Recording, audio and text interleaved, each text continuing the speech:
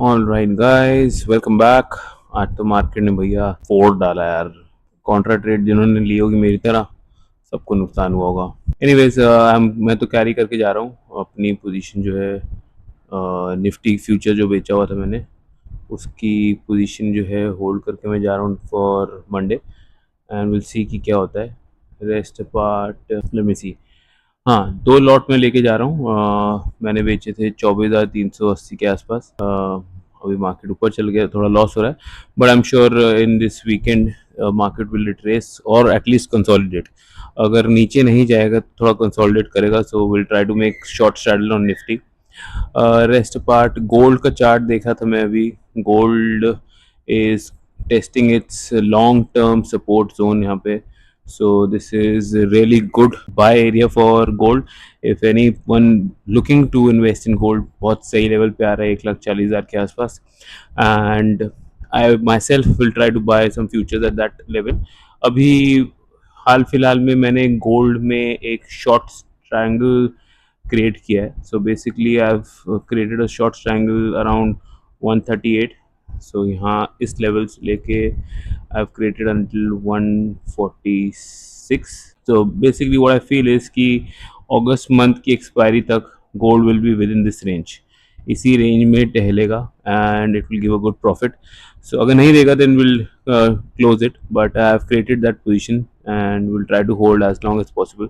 देखते हैं आगे क्या होता है। एक तो स्टॉक्स आए थे मेरे नज़र में जिसको ज़रूर अभी देखेंगे हम लोग, बट उससे पहले लेट्स सी निफ्टी का क्या हाल है। Nifty is at 24,383 and very strong closing for coming week, from where I think कि यहाँ से अब थोड़ा सा कंसोलिडेट करना ज़रूरी है, क्योंकि एक मोमेंटम में मार्केट ऊपर गई है फ्रॉम 23,650 स्ट्रेट टू 24,383। बहुत जल्दी गई है, मात्र 1 2 3 4 5 6 ट्रेडिंग सेशन में पहुंच गई है। सो यहाँ से थोड़ा सा कंसोलिडेट करना ज़रूरी है मार्केट को, एंड आई रियली फील कि ये एक काफ़ी स्ट्रॉन्ग यहाँ पे इनका रेजिस्टेंस होएगा। सो यहाँ पे मार्केट टेस्ट कर सकती है अपना स्ट्रॉन्ग रेजिस्टेंस जोन अराउंड 24,600 24,700 के आसपास। तो यहाँ पे लेट्स सी कि अगर ये मार्केट इसको रेजिस्ट करती है then it will come back to on its support zone which is around 23,800। तो उसी हिसाब से नेक्स्ट वीक में will create short triangle in Nifty for a couple of lots just to hold between 25,000 and 23,000 के बीच में रहेगा अगस्त एक्सपायरी तक। So and usually I do short triangles monthly, तो वो क्रिएट करी जाएगी। कमिंग टू स्टॉक्स, एक दो स्टॉक्स मेरी नज़र में जो आए हैं where I am planning to go in heavy as well, not heavy but yeah, we'll try to buy a couple of times on lower levels as well. एक तो है पाइन लैब्स, अभी इनके कल रिजल्ट्स आए थे। ग्रेट रिजल्ट्स, ऐसा कोई खराबी नहीं थी रिजल्ट में, रिजल्ट अच्छे पोस्ट किए थे उन्होंने, फिर भी स्टॉक जो है वहाँ से 140 150 के जोन से गिर के भी 137 पे आ गए और अपने लॉन्ग टर्म सपोर्ट जोन पे आ गए विच इज अराउंड 138 135। ये जो एरिया है it's gonna be a great buy zone. So जिनको भी बाय करना है they can come around this level and look into it 135 के एरिया में to buy and have a upside around I think is around 1। so this will be a great buy and sell area। यहाँ से आप खरीदो 130 35 के range में and just sell it at 163 as well। coming to next stock, all right, next stock जो मैं काफ़ी bullish हो रहा हूँ is FMCG sector का है। it's called Dabur is coming on its strong buying zone। यहाँ से उसको आप बाय कर सकते हैं अराउंड 420 to 400 levels।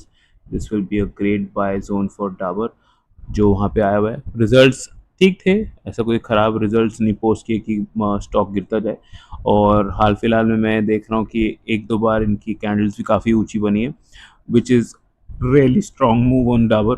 यहाँ से ऊपर जाने का काफ़ी स्ट्रॉन्ग पोटेंशियल है। इट्स बीन हेयर, अभी आपको जो डाबर मिल रहा है जिस लेवल पे था वो लास्ट आई थिंक 2021 में था।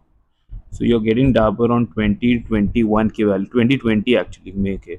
सो बहुत सही बाय होगी जिसको लॉन्ग टर्म इन्वेस्ट करना है इन डाबर। शॉर्ट टर्म के लिए if you just want 10-15% it's fine, but I am looking forward for long term जिसको यहाँ से डबल या ट्रिपल पैसे बनाना है, they can look into Dabur. But at least guys for 1.5 year, एक डेढ़ साल रुकना पड़ेगा स्टॉक में. ऐसा नहीं कि आज लिया and you expect the stock to boom tomorrow. It's a great company.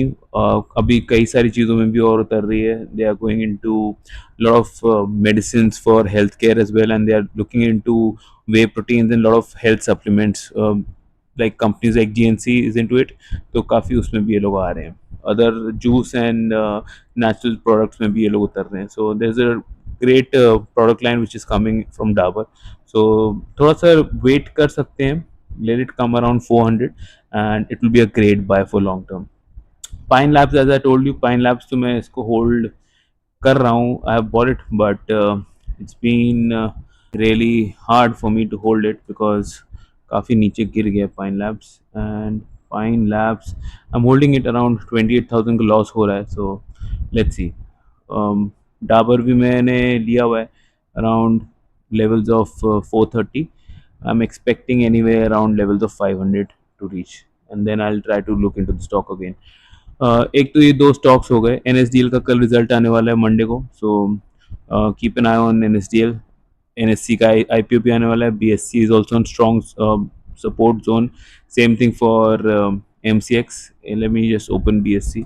बहुत सही लेवल पे आ गया BSC भी. अगर किसी को BSC बाय करना है, it's on really good support zone यहाँ पे ये है, एंड यहाँ से आप बाय कर सकते हैं. And above targets is around 4,400 and 4,500. But अगर यहाँ से इसने अपना स्ट्रॉन्ग सपोर्ट जोन तोड़ा, then you can expect the stock to go somewhere around 3,000 3,100, which will be the next support zone. So काफ़ी नीचे है इसका सपोर्ट. 300 रुपये नीचे है. सो देख के प्लीज़ बाय. एंड इन दोनों के अलावा कुछ IPOs भी ओपन हुए थे.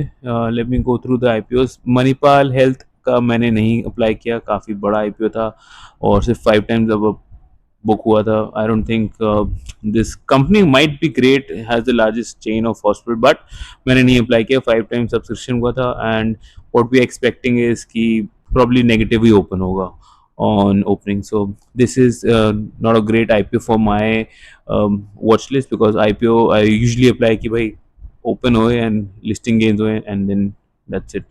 एक हाल फिलहाल में IPO आया है which is MV Electro System. बहुत ही छोटा IPO आया है. Around 290 crore the IPO is it. और पूरा का पूरा फ्रेश इशू है. पहले दिन में 12 टाइम्स 12 टाइम्स हो गया subscribe. So great IPO and you can expect profit on listing day around 4,500. So I am gonna apply for this IPO. मिलता नहीं है. I would suggest apply from different accounts. So please apply from different account. जो भी आपके family के members हैं अपने अपने डिफरेंट अकाउंट से अप्लाई करिए. पहले दिन 3.8 था, सेकंड डे 12.79 टाइम्स हो गया.